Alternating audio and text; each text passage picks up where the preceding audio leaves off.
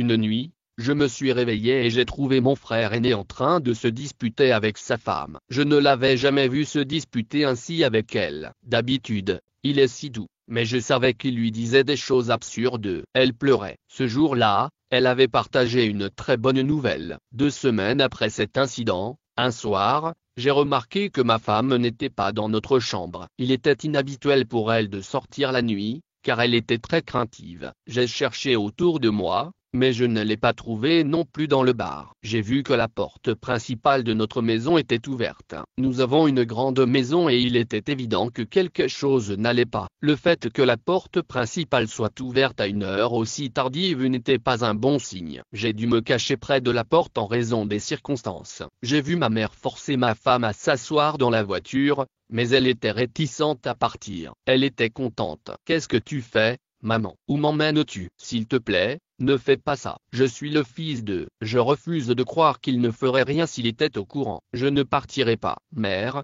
j'ai été choqué de voir que ma femme portait une tenue très inhabituelle. Normalement, elle est très belle dans ce genre de vêtements, mais où ma mère l'a-t-elle emmenée? Ce type de tenue n'est destiné qu'à une femme devant son mari et, dans notre islam, porter de tels vêtements en public est un péché majeur. Si une femme le fait, elle fait honte aux autres personnes présentes. Avant que je puisse les confronter, elles sont parties. J'ai alors pris ma voiture et j'ai commencé à les suivre. La scène à laquelle j'ai assisté ensuite m'a laissé abasourdi. Je n'aurais jamais pu imaginer que ma propre mère puisse faire une chose pareille. Ma femme ne ferait jamais une chose pareille. Notre famille est assez nombreuse. Je suis l'un des plus jeunes fils d'une famille de 7 frères. Mon père avait également 6 frères. Actuellement, ils ont tous leur propre maison. Ma mère était la 3e épouse de notre famille et était la plus éduquée. Ma mère était très respectée et appréciée par tous les membres de notre famille nombreuse et aisée, car elle était également très belle. Mon père est décédé, mais il nous a laissé une grande maison et une entreprise. Actuellement, nous sommes les plus riches de notre lignée. Tout le monde nous respectait,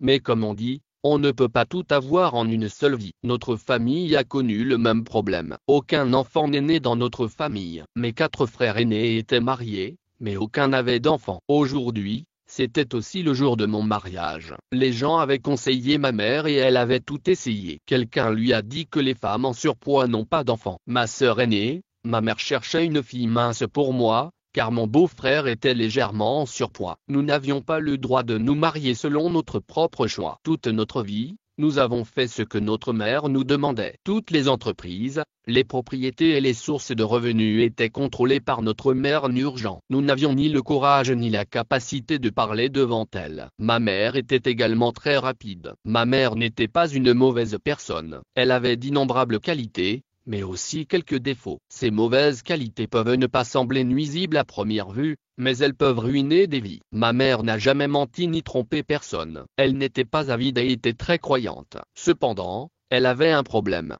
Elle était toujours pressée. Elle a précipité le mariage de tous ses fils. Si une belle-sœur ne tombait pas enceinte dans les 7 mois suivant le mariage, elle organisait à la hâte le mariage d'un autre frère. Si une grossesse ne se produisait pas au bout de 5 mois, elle qualifiait cette belle-sœur de baron, et ce jusqu'à ce que mon tour vienne de me marier. Je venais de terminer mes examens de fin d'année une semaine auparavant, et j'avais vu le sort de mes autres frères. Je ne voulais pas me marier, mais Sonia est entrée dans ma vie. C'était une fille merveilleuse d'environ mon âge, sans aucun défaut. Elle était jeune, n'avait pas d'embonpoint, était belle et issue d'une bonne famille. Avant le mariage, ma mère a fait subir à Sonia quelques tests, auxquels ni Sonia ni sa famille ne semblaient s'opposer. Cependant, j'ai fortement désapprouvé. S'agissait-il d'un mariage ou d'un commerce de bétail nécessitant des tests? Sa famille ne l'a pas trop mal pris, et moi non plus. Je n'avais pas l'intention de confronter ma mère à ce sujet. Sonia faisait partie de ma vie depuis 3 mois et n'avait encore apporté aucune bonne nouvelle. Ma mère était connue pour torturer,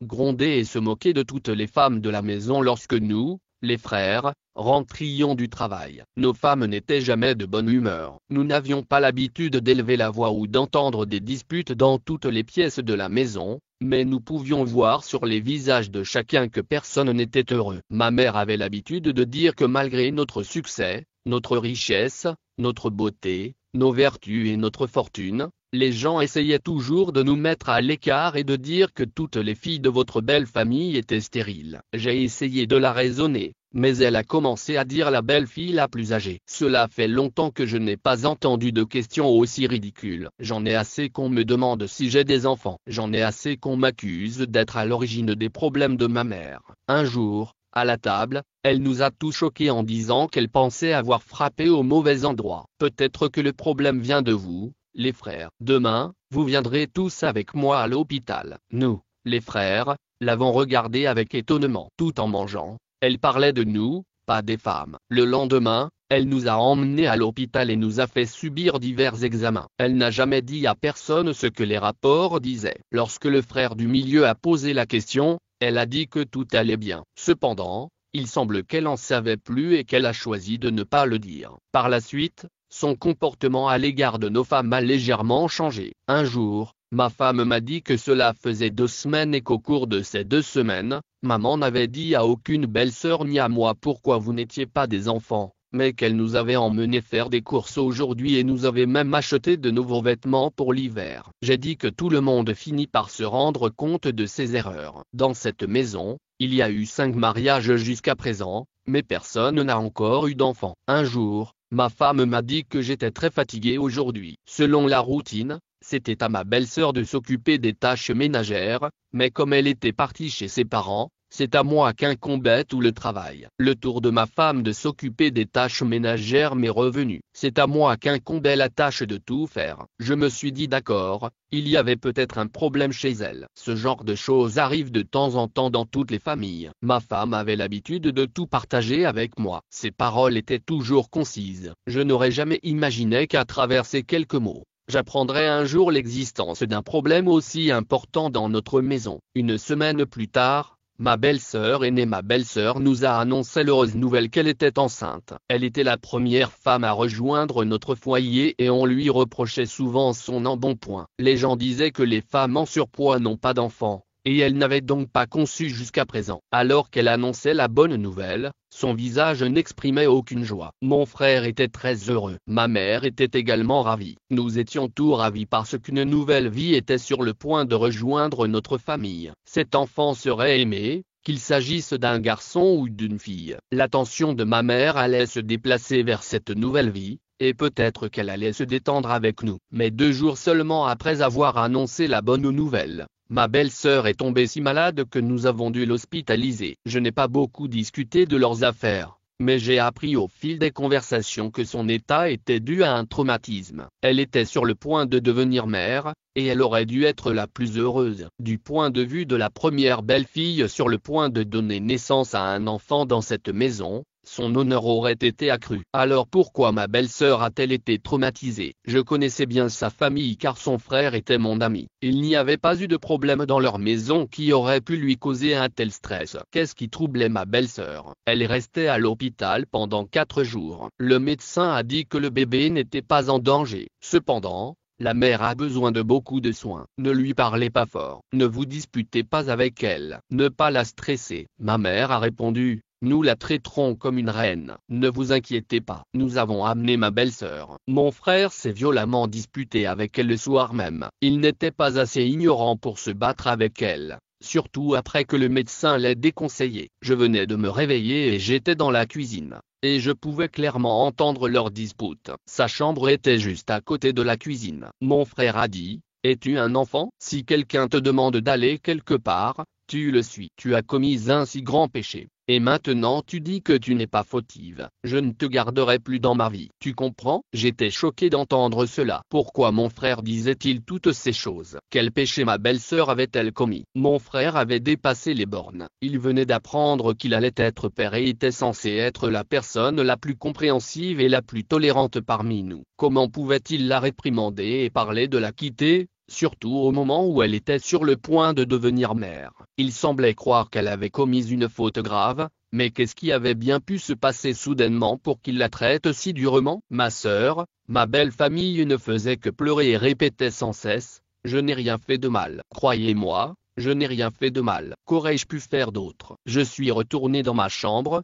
tendu. Le matin, le visage de ma belle-sœur montrait clairement qu'elle avait pleuré toute la nuit. Ma mère a remarqué que ma femme avait pleuré toute la nuit. Elle lui a demandé pourquoi elle était si bouleversée et l'a averti que sa tristesse pourrait affecter le bébé. Ma mère l'a emmené faire des courses et a acheté beaucoup de choses, ce qui a suscité un peu de ressentiment chez les autres femmes de la maison. Ma femme n'a pas pu s'empêcher de demander quand nous aurions notre bébé. J'ai répondu: soyons patients, laissons au moins un bébé arriver dans la maison. Tout d'abord, une fois le bébé arrivé, tout le monde le couvrira d'amour. D'autre part, j'ai été marié un mois seulement après avoir terminé mes études, et il ne s'est même pas écoulé un an depuis notre mariage. Allez-vous déjà me charger de la responsabilité d'un enfant? Nous devons être patients. Nous n'avons pas besoin d'un enfant dans l'immédiat. Un bébé est sur le point de naître dans ce foyer, et ce bébé nous appartiendra à tous. Un oncle ou une tante est presque comme un parent. En entendant cela, ma femme s'est tue. Elle n'a rien dit de plus, mais elle était très impatiente d'avoir un enfant, surtout en voyant que tout le monde s'occupait si bien de ma belle-sœur aînée. Elle recevait des cadeaux et toutes sortes de délices, et une femme de ménage avait même été engagée pour alléger sa charge de travail. Elle n'avait presque pas besoin de quitter son lit car elle était alitée, une vie que toute femme souhaiterait avoir. Ma femme souhaitait ardemment devenir mère, mais j'étais convaincu que lorsque le moment serait venu pour nous d'avoir un enfant, cela se produirait. J'étais détendu à ce sujet. Cependant, il y a eu une nuit que je n'avais jamais anticipée. Elle aurait pu me détruire. Elle aurait pu être évitée. Tard dans la nuit, je me suis réveillé et j'ai constaté que Sonia n'était pas à mes côtés. J'étais perplexe. Où pouvait-elle bien aller à une heure aussi tardive? La porte de la salle de bain était ouverte et aucun bruit ne provenait de l'intérieur. Elle n'était pas là non plus. Normalement, elle était trop effrayée pour aller quelque part seule la nuit. Même si elle avait besoin d'aller aux toilettes, elle me demandait d'attendre dehors. Bien que la salle de bain se trouve dans notre chambre,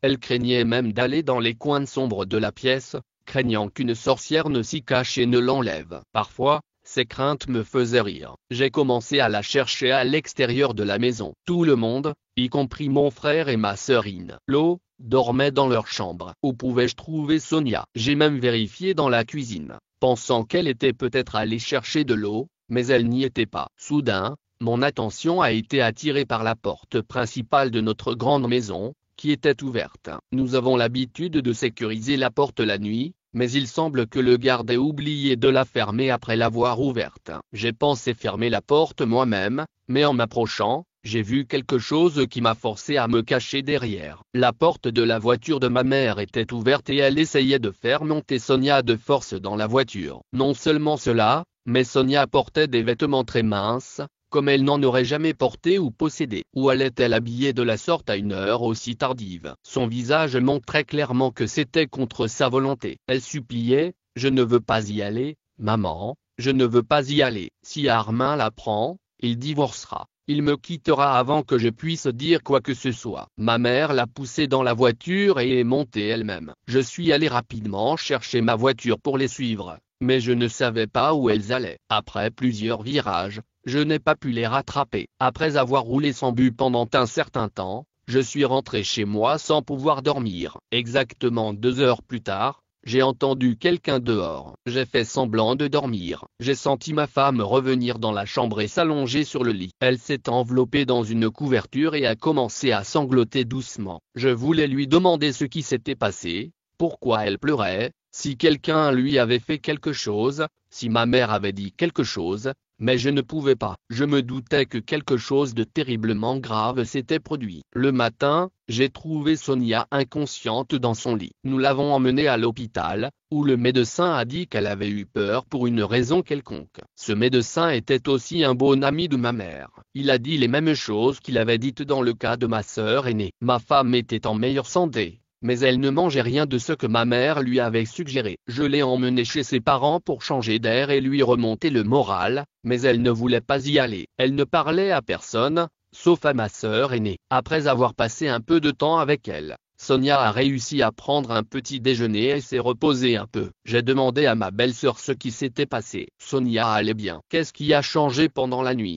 demandai-je. Tu ne sais pas ce qui peut se passer dans cette maison du jour au lendemain. Cela peut ruiner la vie de quelqu'un. Prenez bien soin de votre femme. Ne la laissez pas aller n'importe où. Et je dis, pourquoi ai-je l'impression que vous voulez me dire quelque chose, mais que vous n'y arrivez pas. Soupirant profondément, elle a dit, je ne peux pas le dire, mon frère. Même les murs ont des oreilles ici. Que puis-je dire? Je n'ai rien à dire. Prends soin de Sonia et prie Allah de nous pardonner si nous avons commis des péchés, car nous sommes sévèrement punis. Elle n'a cessé de répéter de bien s'occuper de Sonia et de ne pas la laisser partir. 2 jours plus tard, j'ai vu ma mère emmener Sonia de force quelque part au milieu de la nuit. J'ai fait semblant de dormir, mais je les ai rapidement suivies une fois qu'elles sont parties en voiture. Je suis resté à bonne distance, attentive à ce qu'elles ne me remarquent pas, et j'étais prête à tout. J'avais même une arme sur moi car la situation était tout sauf normale. Au bout d'un moment, j'ai vu la voiture de ma mère s'arrêter devant une maison. Ma mère conduisait ma femme inconsciente vers la maison. Un homme est entré dans la voiture. Je n'en pouvais plus. Je suis arrivé et j'ai bloqué la voiture de ma mère. Je suis sorti. J'ai ouvert la porte à coups de pied et je suis entré dans le véhicule. La scène à l'intérieur m'a choqué et bouleversé. Les larmes me montaient aux yeux. Mes mains et mon corps tremblaient. J'étais ébranlé jusqu'au plus profond de moi-même. J'ai pris la main de ma femme et je l'ai sortie du véhicule. Je l'ai ramenée à la maison dans ma voiture. Ma mère criait, « Arrêtez, arrêtez, où l'emmenez-vous? Arrêtez !» Mais je l'ai ignorée complètement. Si nécessaire, j'étais prêt à la repousser. J'ai dit, « Sortez d'ici !» Je suis arrivé à la maison et j'ai commencé à crier. Il était environ 4 heures, il est minuit. Il est 16 heures. J'ai réveillé tous mes frères. Tout le monde s'est levé. Mon frère m'a demandé ce qui s'était passé. Je lui ai dit, le jugement dernier est arrivé, et c'est notre propre mère qui l'a provoqué. Elle est devenue tellement obsédée par l'idée de se montrer et de recevoir des louanges qu'elle a oublié les enseignements de l'islam. Frère, sais-tu où elle a pris la première place? Ma belle-sœur. J'ai tout dit à Sonia. Tout le monde a tout entendu. Tout le monde était choqué. Notre mère avait pris nos femmes avec d'autres hommes pour avoir des petits-enfants, dépassant toutes les limites. Puis notre mère s'est expliquée. Les rapports sont revenus en disant que le problème ne venait pas de vos femmes, mais de vous tous. Vous ne pourrez jamais devenir père. C'est pourquoi j'ai fait cela pour sauver votre honneur. Quand une femme ne peut pas concevoir, on l'appelle baron. Mais comment appelle-t-on les hommes qui ont le même problème? On les appelle impuissants. Et mes fils ne peuvent pas être impuissants. C'est pourquoi j'ai pris cette mesure. Et je l'ai mûrement réfléchi. 2 bébés sont sur le point de rejoindre notre famille. Vos femmes seront mères, et je serai grand-mère. Nous sommes restés là, comme des statues, à écouter. Les frères dont les femmes n'avaient pas eu à subir cela remerciaient Allah en silence. Mon frère aîné et moi étions au milieu d'une grande épreuve. Une grande injustice nous avait été faite. J'ai emmené ma femme chez le médecin et lui ai demandé, s'il vous plaît, aidez-nous à nous débarrasser de ce péché. Nous ne voulons pas porter le fruit de la faute de quelqu'un d'autre. Ma femme en était au premier stade. Le médecin m'a assuré que cela pouvait être résolu avec des médicaments. Ma femme était déjà enceinte de 2 mois. L'injustice était évidente. Comment pourrions-nous élever l'enfant illégitime de quelqu'un d'autre? Les péchés commis par notre mère lui vaudraient certainement un châtiment dans ce monde et dans l'au-delà. Nous avions déjà commencé à lui infliger notre châtiment. Nous avons divisé la maison, érigé des murs et chacun d'entre nous a commencé à vivre de façon indépendante. Nous avons également divisé l'entreprise. Notre mère avait honte et n'a pas résisté. Aujourd'hui, elle vit séparément dans sa partie de la maison. On ne lui demande pas de venir chez nous. Elle demande constamment pardon. Nous ne lui manquons pas de respect, mais elle n'occupe plus la même place dans nos cœurs. Elle a fait de nos femmes des objets de honte. Quel genre de mère fait cela? Belle famille, tu penses que pour frimer, tu as aussi des petits-enfants comme les autres pour rivaliser avec ses beaux-frères? Nos mères ont utilisé nos femmes comme des prostituées. Même l'homme impliqué a été arrêté par la police. C'était un mercenaire prêt à commettre de tels actes ignobles pour de l'argent. L'argent coulait à flot de notre maison et notre dignité était érodée. Sans aucun doute, c'était un grand péché. C'était impardonnable. Mais c'était notre mère. Que pouvions-nous lui dire? Notre mère avait fait quelque chose que même le diable ne pouvait pas faire. On dit que même une sorcière épargne sa propre famille lorsqu'elle frappe les autres. Mais notre mère avait mis le feu à sa propre maison juste pour sauver les apparences. Depuis ce jour, le respect que nous avions pour elle n'était plus le même. Nous avons réussi à préserver notre honneur. J'ai rassuré mon frère aîné, oublie ce qui s'est passé. Ce n'est pas la faute de ta femme. Ma femme a également été profondément traumatisée par ces événements et lutte encore contre le traumatisme. Alors que l'incident s'est produit peu de temps après, il ne reste qu'une seule prière à faire. Pour nous, devant Allah, qu'une telle chose ne nous arrive plus jamais, plus jamais. Quel plus grand traumatisme pourrait-il y avoir? Tant d'injustices nous ont été faites. Regardez où nous en sommes arrivés à cause de cette quête mondaine. Cette soif d'apparence nous a égarés. Cette soif d'apparence nous a égarés. Mais ne se demande-t-il pas un instant si les affaires mondaines, avant l'islam, toujours, les bonnes intentions et le bon caractère doivent primer sur tout le reste. Le caractère devrait être au-dessus de tout. Maintenant, que devons-nous faire? Que devons-nous faire? Nous ne pouvons pas simplement la mettre à la porte. Nous ne pouvons pas lui manquer de respect ou la déshonorer. Nous restons silencieux. Nous jouons un rôle discret. C'est tout ce que nous pouvons faire maintenant. Cette situation remet en question l'équilibre entre le respect des devoirs moraux et familiaux et la réparation de torts profonds au sein d'une famille. La voie à suivre est semée d'embûches. Nous devons trouver un moyen d'équilibrer le pardon et la responsabilité dans le cadre